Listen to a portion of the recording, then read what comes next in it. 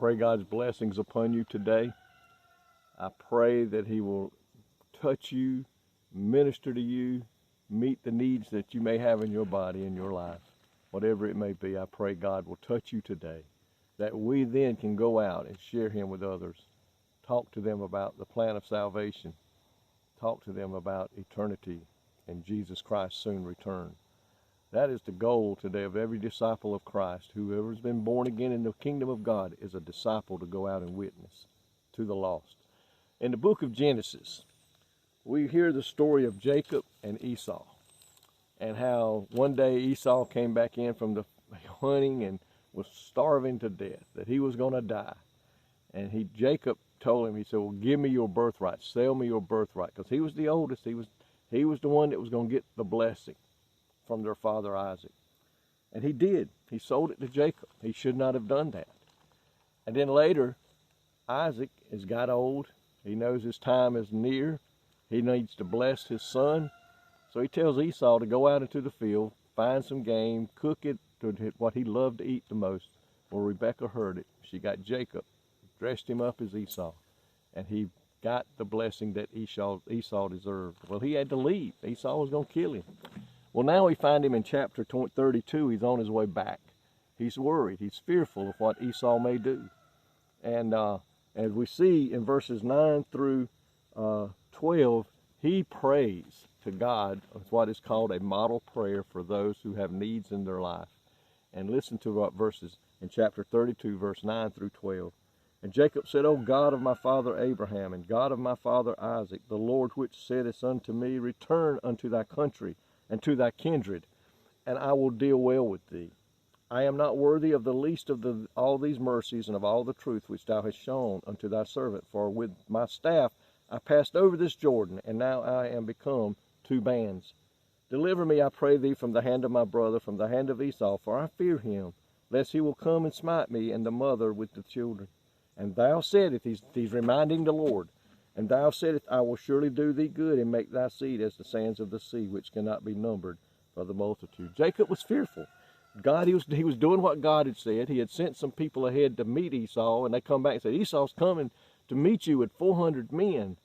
And this put the fear in him, and he began to pray, and he was distressed as he approached Esau. Would his family suffer violence at the hands of Esau because of what he'd done years ago?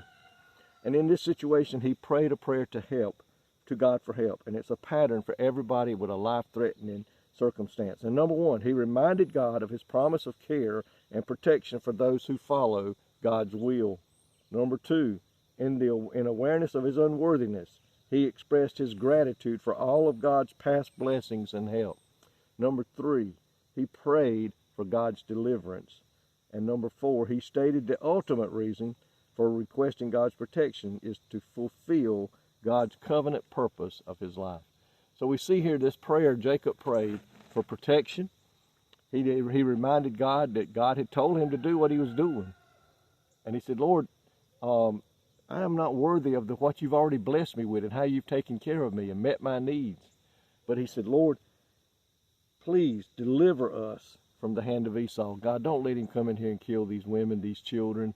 And he said, because, Lord, you promised me and you promised Abraham from the get-go that his seed would be as the sands of the seas and as the stars of the sky, too big, too much to number. I think sometimes it's not a bad thing to remind God of his promises in his word, of the promises and his blessings from God to us, and how we see in the Bible how he healed the woman with the issue of blood when we're praying for healing, or how he met a financial need with the fish, the money in the mouth of the fish, and let him know that he's done it before and we know he can do it again.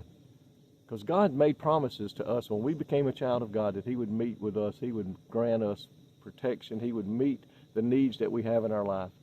And so we need to pray that. We can pray with confidence. We can come to the throne of God with boldness that he will do what he has promised he will do.